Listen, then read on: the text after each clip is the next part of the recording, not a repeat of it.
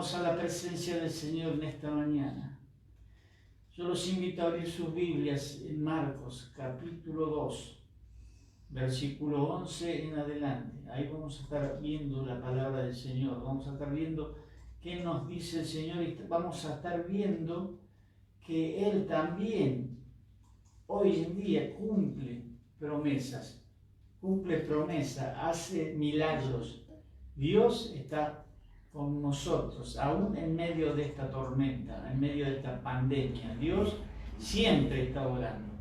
Así que yo los animo a confiar en Él, que por más que las cosas se pongan difíciles, sabemos que Dios está orando en medio nuestro.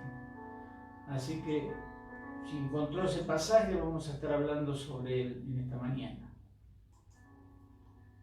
Acá hay una historia que, si nos ponemos a pensar en esta historia, vamos a ver que esta gente hizo algo que inesperado, insospechado, algo que hay que atreverse a hacer lo que hicieron estas personas. Marcos capítulo 2, versículo 1 al 11, pero antes de leer la palabra de Dios vamos a tener una palabrita de oración. Padre, en el nombre de Jesús, te damos gracias en esta mañana, Señor. Gracias porque vamos a participar de estos símbolos que representan tu cuerpo y tu sangre, Señor. Y vamos a hacerlo en comunión con cada uno de nuestros hermanos. Aún estando lejos, Señor, sabemos que podemos estar en comunión, Padre. Así que te pedimos que tanto la palabra como la cena, Señor, queden bajo tu poderosa mano, Señor. Que tu Espíritu Santo esté ministrando a cada vida conforme sea tu voluntad y tu gracia. Te damos gracias, Señor, porque sabemos que tú lo harás. En el nombre de Jesús oramos. Amén y amén. Dice la palabra del Señor: entró Jesús otra vez en Capernaum después de algunos días y se oyó que estaba en casa. ¿En qué casa estaba? Estaba en la casa de Pedro, que era donde Jesús se alojaba siempre que iba a Capernaum. Y como en todos lados donde iba Jesús lo seguía una multitud, mire cómo sigue el versículo. E inmediatamente se juntaron muchos, de manera que ya no cabían ni aún a la puerta, y les predicaba la palabra. Entonces vinieron a él trayendo un paralítico que era cargado por 4, y como no podían acercarse a él por causa de la multitud, descubrieron el techo donde estaba la casa, y haciendo una abertura, bajaron el lecho de que yacía el paralítico. Al ver Jesús la fe de ellos, dijo al paralítico: hijo, tus pecados te son perdonados.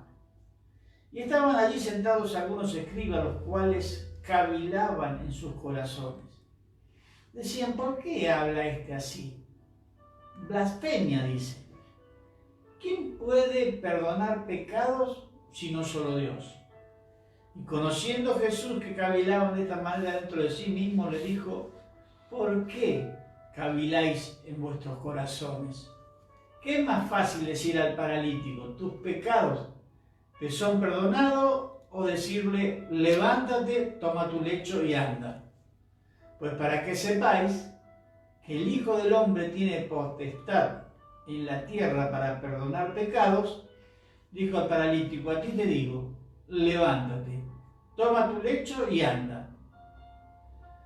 ¿Sabés qué? Estas personas, estos 4 personas, se animaron a romper techos, a romper un techo nada menos que de la casa de Pedro. Y conocemos cómo era Pedro antes del bautismo del Espíritu Santo. Así que era impulsivo, yo me imagino Pedro mirando para arriba y viendo que el techo de su casa se estaba rompiendo.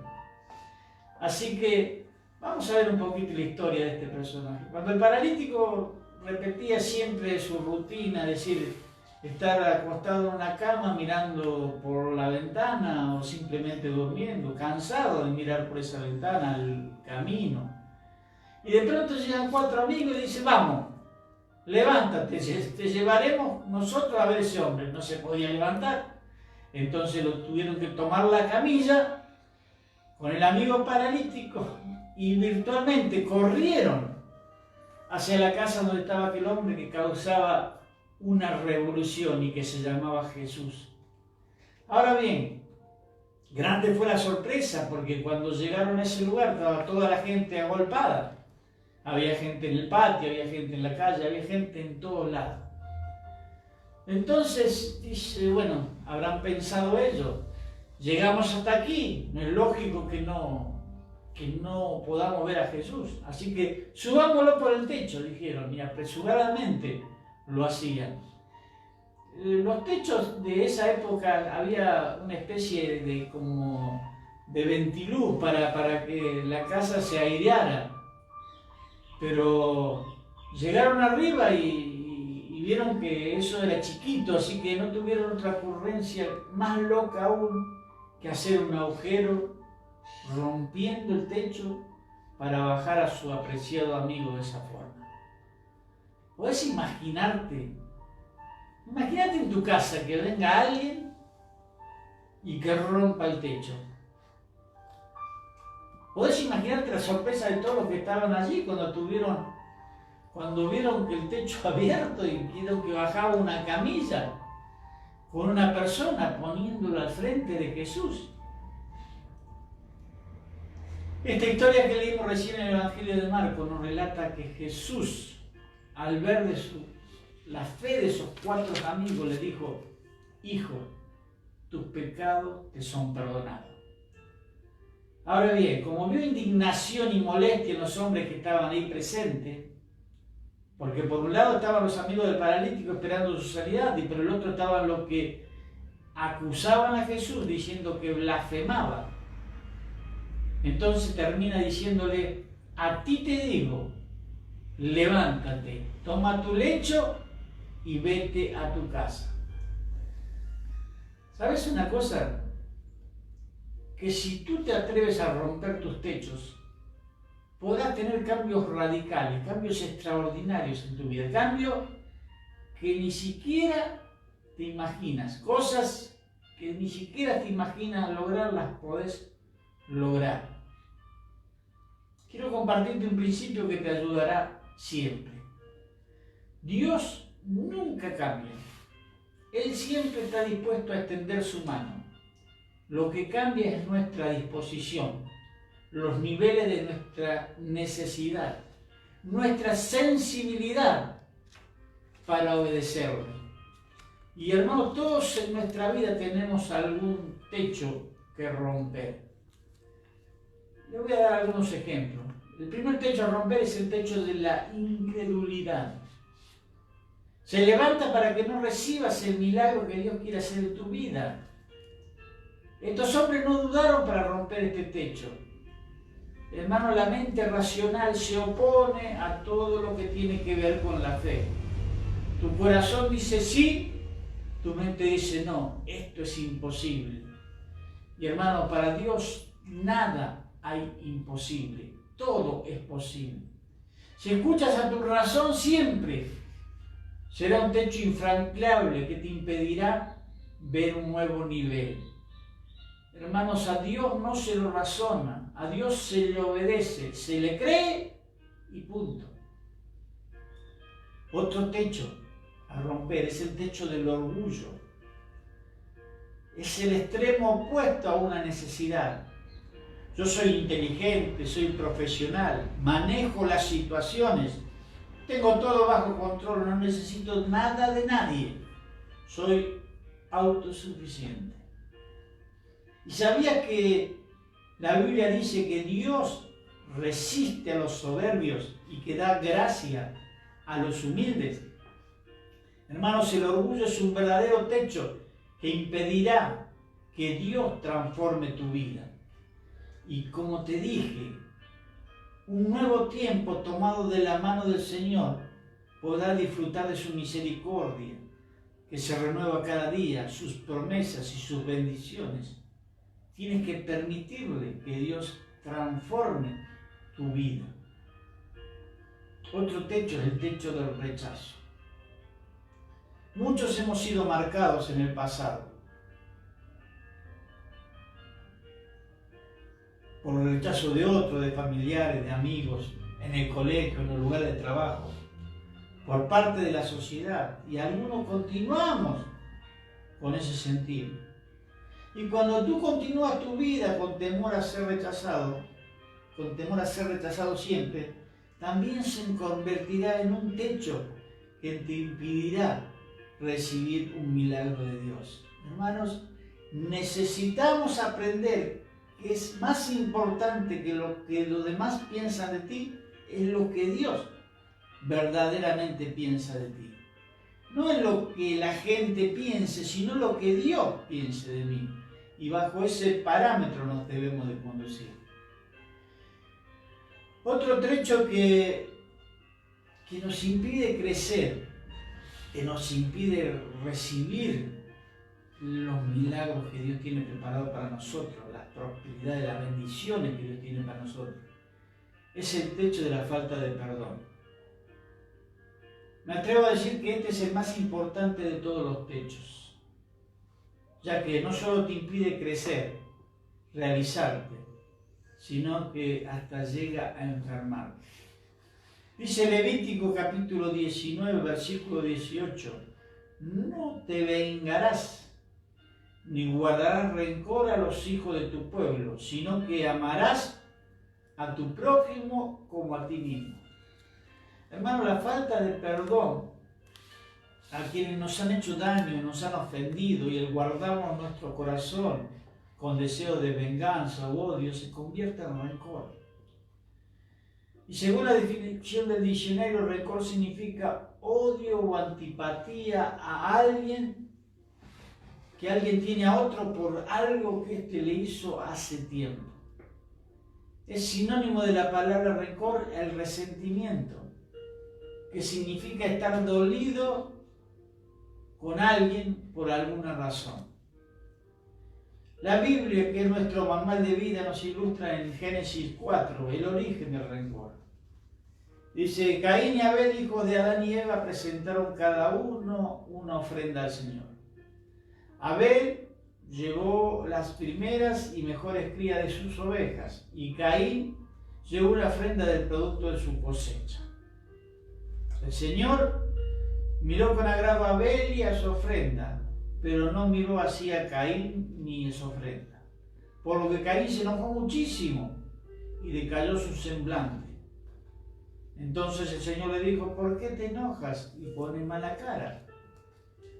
Si hicieras lo bueno, podrías levantar la cara, pero como no lo haces, el pecado está esperando el momento para dominarte. Pero sin embargo debes saber que tú puedes dominarlo a él. Cuando termina la historia que vemos en el versículo 8, un día Caín invitó a su hermano Abel a dar un paseo, y cuando los dos estaban ya en el campo, Caín atacó a su hermano y lo mató. Ahora, hay una espiral en la falta de perdón. De la historia anterior nos ilustra la cadena de la falta de perdón. No solo en Caín, sino en cualquiera de nosotros. Si permitimos, como lo hizo Caín, que nuestro corazón se llene de rencor. Lo primero empieza por la ofensa. Caín se sintió ofendido con Abel porque la ofrenda que éste trajo fue mejor. Segundo, sintió celos y envidia contra Abel. Tercero, se enojó. Caín se enojó muchísimo, es decir, que se llenó de ira. Cuarto, guardó rencor, resentimiento, porque estaba dolido con Abel. Quinto, la ira y el rencor, hermanos, siempre dan lugar a la amargura.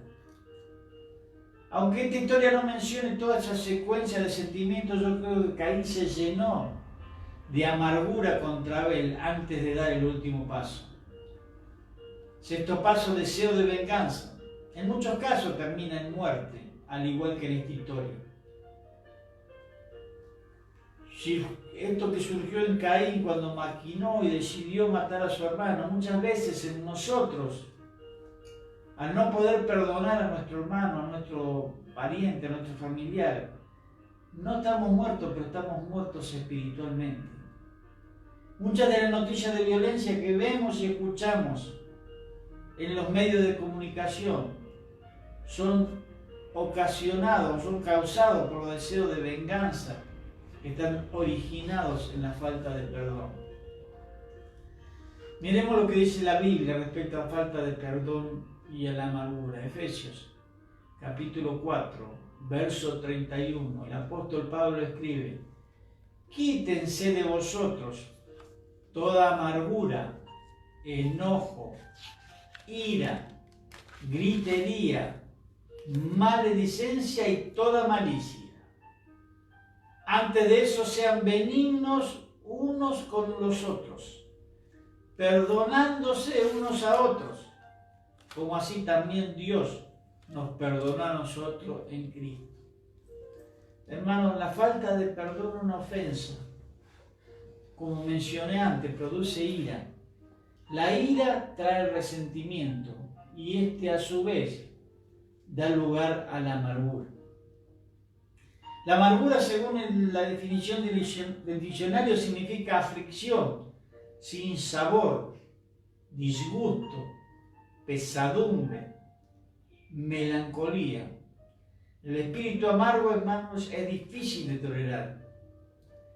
Son señales de una persona amargada las siguientes actitudes: dureza y severidad en el trato con los demás. Esto se refleja en el rostro, igual que Caín, que dice la palabra que decayó su semblante. Son personas enojadas, iracundas, hostiles, por cosas sin importancia, importantes o por cualquier razón. Siempre están hostigando a quienes los rodean. Las personas en amargura nada les gusta y todo lo están criticando. Son negativas, siempre llevan la contraria a todo. Tienen por lo general una autoestima baja, se sienten rechazadas, tienen sentimientos de culpabilidad.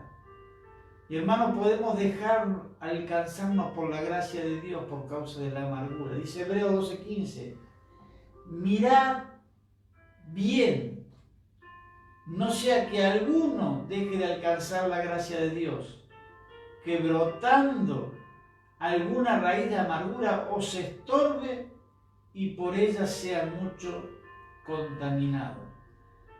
Es decir, que no solamente nos produce problemas a nuestra vida, sino puede llegar a producir problemas a quienes nos rodean. ¿Por qué? Porque no podemos alcanzar la gracia de Dios si estamos en amargura. Si no se elimina la amargura, esta dará paso a la depresión. ¿Conoces a alguien así? O tal vez eres tú el que está en amargura y tienes esas actitudes. En ambos casos necesitan tomar el camino del perdón y del amor. La falta de perdón, hermano, produce enfermedades llamadas psicosomáticas, enfermedades físicas. Como lo mencioné anteriormente, la ira, el resentimiento y la amargura son como cánceres que corroban nuestra alma y nuestra vitalidad. Cada vez, hermano, existen más pruebas que perdonar a quienes nos han lastimado o ofendido produce efectos curativos y profundos, no solo en lo emocional, sino en lo físico. El perdón, hermano, es un poderoso antídoto contra la ira y reduce el estrés. También, hermanos, es importante perdonarnos a nosotros mismos, perdonar nuestras fallas, perdonar nuestros errores, nuestras deficiencias. ¿Saben que hay un estudio que realizó una famosa universidad de Nueva York, la Universidad de Rockefeller?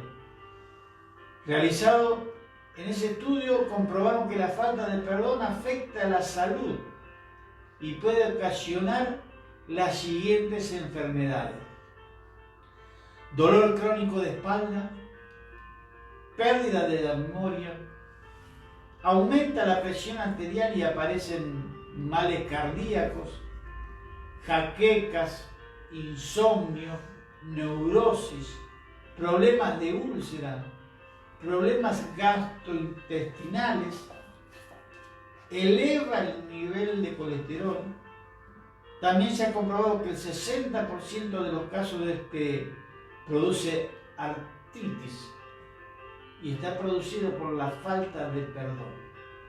Esta investigación realizada por científicos refuerza la importancia del perdón y por qué Dios nos ordena que no debemos guardar rencor. Creo sin duda alguna, hermano, y por experiencia propia, que el perdón y el amor son el principal camino hacia la sanidad del alma, sanidad física y sanidad mental. Les cuento una historia. El conde de Polignac debía muchos favores al emperador Napoleón Bonaparte. Sin embargo, lo traicionó. Bonaparte ordenó su arresto teniendo como base de prueba una carta en la cual el conde se comprometía en un complot político. La señora de Polignac solicitó y obtuvo una audiencia con el emperador, en la cual procuró defender a su marido, declarándolo inocente. Napoleón saca una carta y le dice: ¿conoce la firma de su marido? Saca la carta del bolsillo y la puso ante los ojos de la señora, quien al verla palideció y cayó desmayada. Compadecido Napoleón y obrando de acuerdo a sus generosos rasgos, tan pronto como la señora volvió en sí, le enseñó la carta diciendo: tómela. Esta es la única evidencia legal que existe con vuestro marido. Aquí al lado hay un fuego, una fogata, porque estaban en invierno. Le dice: así que haz tú lo que quieras. La señora tomó con ansia aquella prueba de culpabilidad y la arrojó a las llamas. La vida de Polignac y su honor estaban a salvo, fuera del alcance de la misma justicia imperial. Y hermano, esto es lo que Dios ha declarado hacer con nuestros pecados cuando le confesamos de corazón. Él ha dicho que los echará en lo profundo de la mar. Los alejará como el oriente del occidente, los hará desaparecer.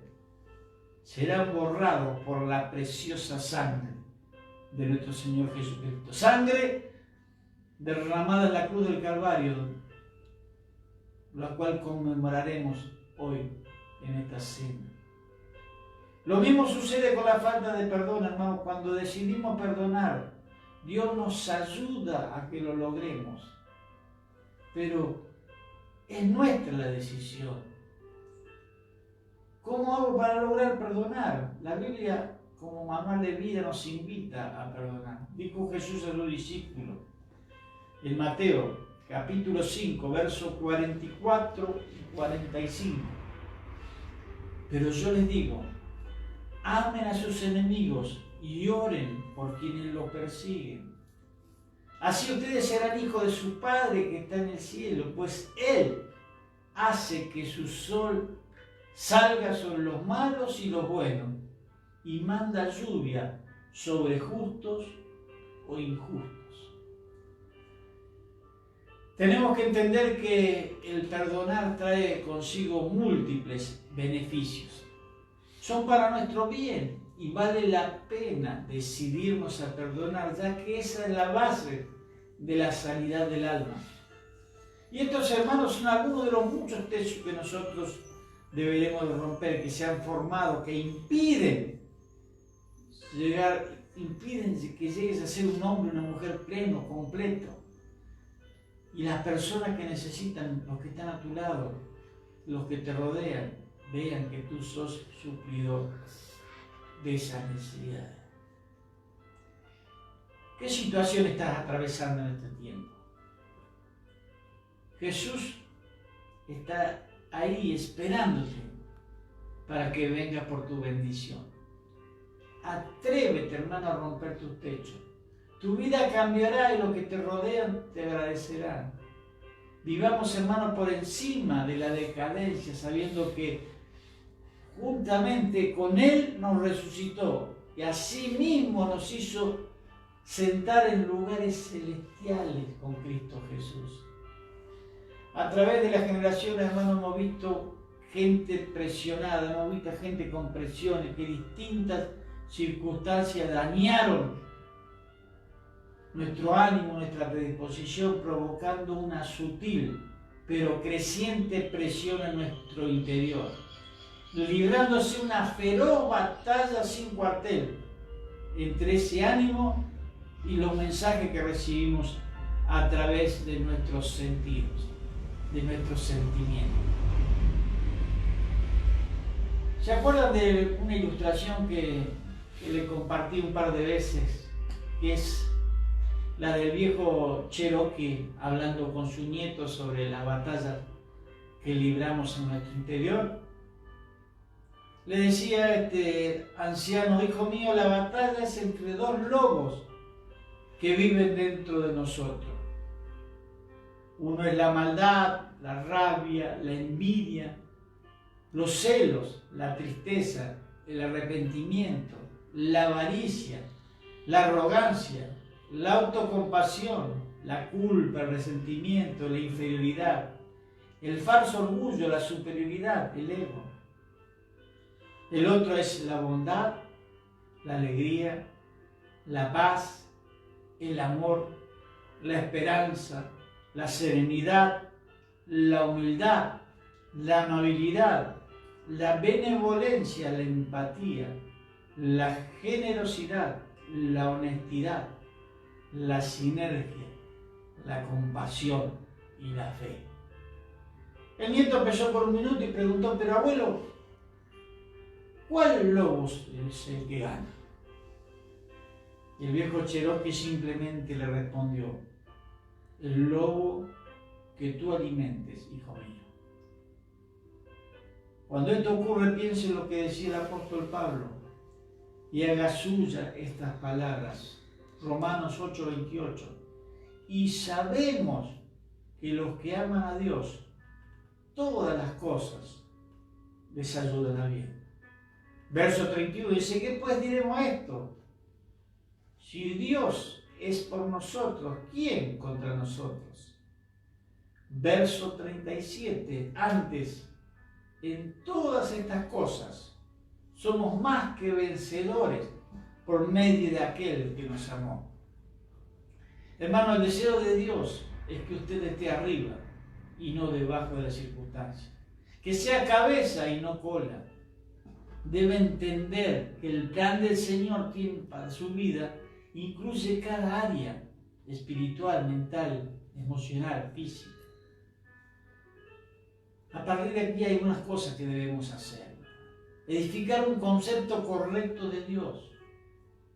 Así como dedica tiempo para diferentes actividades, dedique tiempo para rediseñar su opinión de Dios, porque seguramente requerirá los cambios a partir de que conocer su naturaleza, su corazón, a través de su principio. Segundo, reconozca las limitaciones de Satanás. Se lo voy a definir en pocas palabras. Él es mentiroso, padre de toda mentira, es engañador, limitado, manipulador y además es un perdedor, porque Jesús lo derrotó en la cruz del Calvario. En ese acto Satanás estaba refregando las manos, diciendo: bueno, se murió Jesús, se terminó todo. Y al tercer día cambió la historia. Como si esto fuera poco, Satanás es un ex empleado del cielo. Quiero recordarle que si usted tiene a Jesucristo en su corazón, el enemigo está bajo su autoridad. Efesios 1:22 dice: y sometió todas las cosas bajo sus pies y lo dio por cabeza, por sobre todas las cosas, a la iglesia. Esto implica que aun cuando usted se sienta que está en lo más bajo, que se está arrastrando, aún en ese estado, está por encima de él, nadie ha sido tan perdedor como él, ni lo será. Tercera cosa, comprenda los ejemplos y saque provecho de cada uno de ellos. Dos clases de personas recibían la atención de Jesús: los que recibían su ministerio y sus obras, y los que recibían su ministración.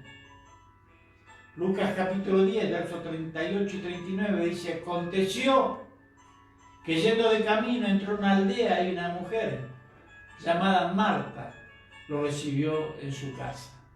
Esta tenía una hermana que se llamaba María, la cual, sentándose a los pies de Jesús, oía su palabra. Jesús, hermano, nunca perdió tiempo con los fariseos, es decir, con gente religiosa. Los que no respetaban su tiempo, los que no respetaban su sabiduría. María, sabia, se sentaba a los pies de Jesús a escuchar los consejos de Jesús. Cuarta cosa, edifica una buena imagen de usted mismo. Venimos condicionados por nuestros padres, por la escuela, por nuestra sociedad, y nos orientamos más a los problemas que a las posibilidades de la solución. Siempre vemos el vaso medio vacío. Comience a prestar más atención a lo que Dios dice y tiene para usted que a lo que ocurre a su alrededor. Estamos llenos de información. Muchas veces le prestamos le hacemos más caso a la información que lo que dice la palabra de Dios. Romanos 8:37 dice: antes, en todas estas cosas, en la pandemia, en el COVID o como se llame, somos más que vencedores por medio de aquel que nos amó. ¿Cuáles son los obstáculos que podremos encontrarnos? Un espíritu imposible de enseñar. Muchos hermanos rechazan una verdad transformadora y conductora para una nueva vida, solo porque no están dispuestos a soltar la presa del pecado y a cambiar de vida. Un corazón empecinado no a perdonar. No es una sugerencia, sino es un mandato que va más allá de los sentimientos. El perdón no es un sentimiento, hermano, es una decisión. Difícilmente sientas de perdonar a alguien que te violó. Y sí puedes decirme, sí, pero me cuesta perdonar. Pero ¿sabes qué? Cuando vos decidís perdonar, el Señor, a través de su Espíritu Santo, te da la autoridad, te da el poder para que tú lo puedas hacer. Dice Proverbio 1:5: oirá el sabio y aumentará el saber, y el entendido adquirirá consejo. Hay una diferencia entre la experiencia de los propios y de su consecuencia, de los errores propios y su consecuencia, y la sabiduría, que es escuchar, aprender de las enseñanzas, como también aprender de los errores de los demás. Solo cuando cuando no toleramos nuestro presente, podemos cambiarlo para crear un futuro diferente. Atrévase, hermano, a aprender, a dejar lo viejo. No mate de hambre su corazón, aliméntelo todos los días de la palabra de Dios. Usted puede aprender a vivir por encima de las circunstancias, porque tiene un espíritu superior, tiene el Espíritu Santo de Dios en su vida. Termino con esta ilustración.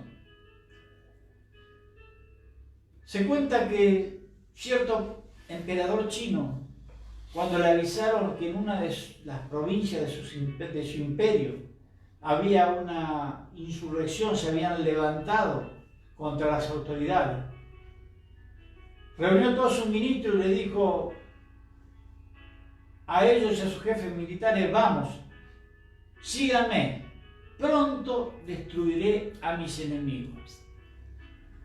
Cuando el emperador y sus tropas llegaron a donde estaban los rebeldes, él trató amablemente a estos, quienes por gratitud se sometieron a él de nuevo. Todos los que formaban el séquito del emperador pensaron que él ordenaría la inmediata ejecución de todos aquellos que se habían sublevado contra él. Pero se sorprendieron en gran manera al ver que el emperador los trataba humanitariamente y hasta con cariño a quienes habían sido rebeldes. Entonces el primer ministro preguntó con enojo al emperador: ¿de esta manera cumple vuestra excelencia con su promesa?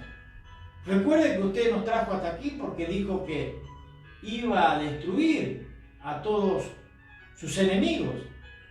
Y ahora resulta que los ha perdonado a todos. Y a muchos hasta con cariño los ha tratado. Entonces el emperador los miró a todos con una actitud generosa y les dijo: les prometí que iba a destruir a mis enemigos. Y todos ustedes ven que ya nadie es enemigo mío. A todos los he hecho mis amigos. Hermano, aprende a romper esos techos que te impiden vivir una vida abundante. Dios tiene grandes planes con tu vida. Dios tiene planes contigo, tiene planes con tu hogar, tiene planes con tus hijos.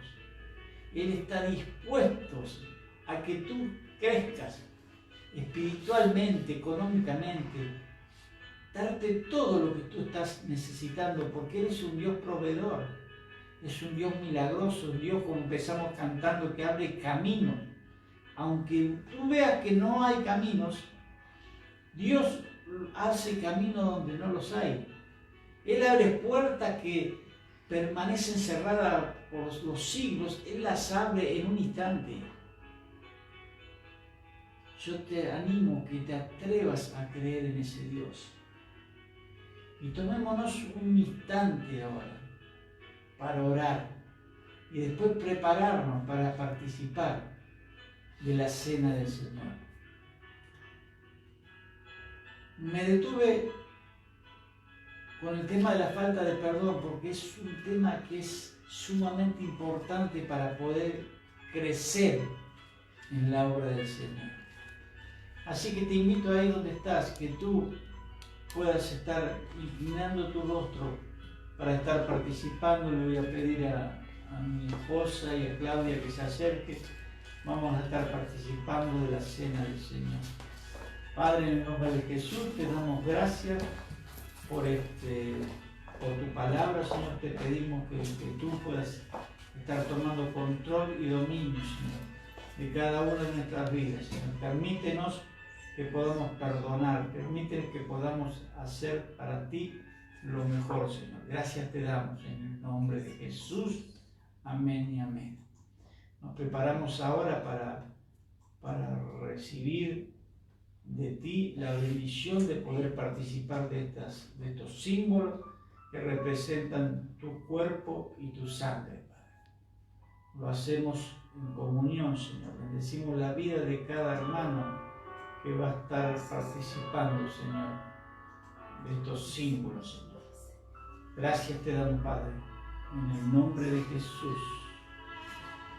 Gracias, Señor. Oh, sí, Señor.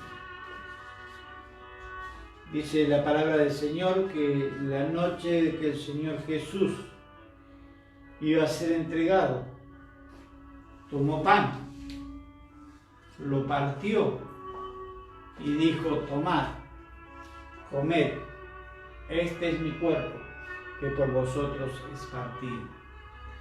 Dice que después de haberse cenado, tomó la copa y dijo: esta copa es el nuevo pacto en mi sangre.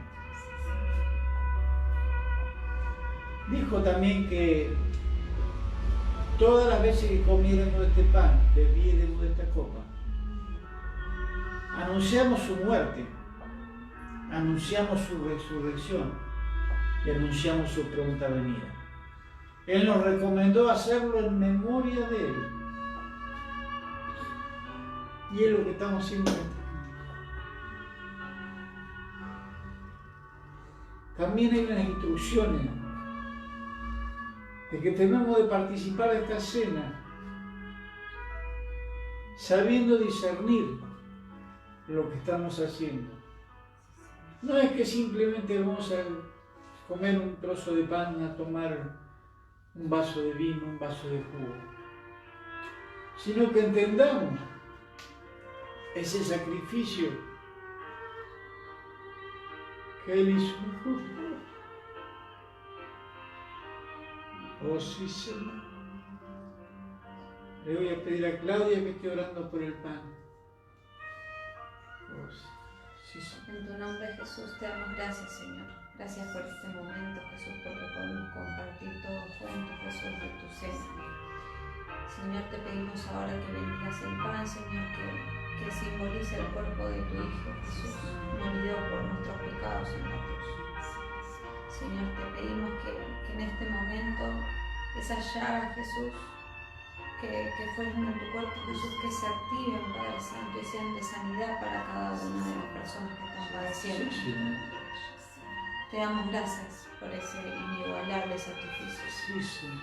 Te amamos. Amén. Gracias, Jesús. Participemos del pan.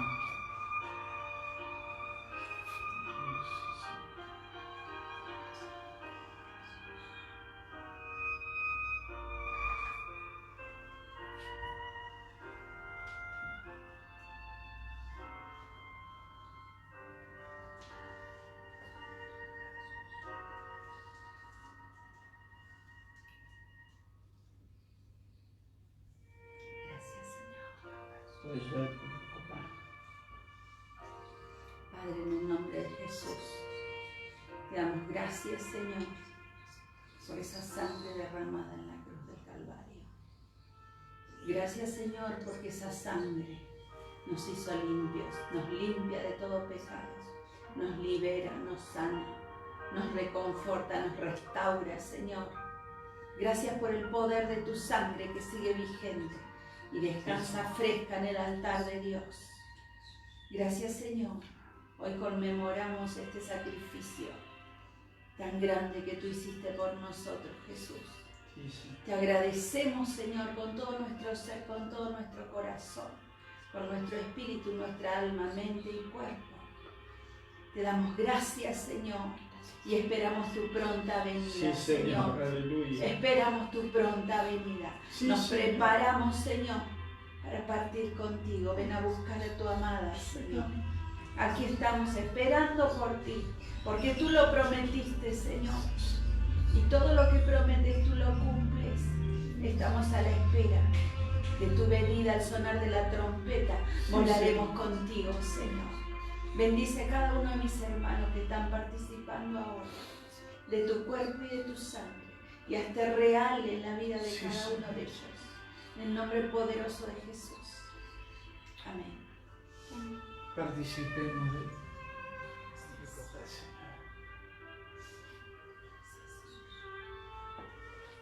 Gracias, Señor.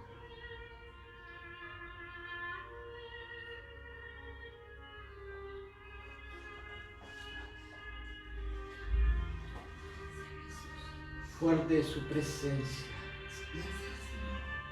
Te alabamos, Padre. Te bendecimos.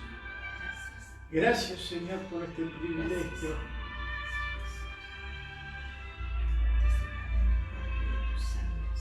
Gracias. Gracias.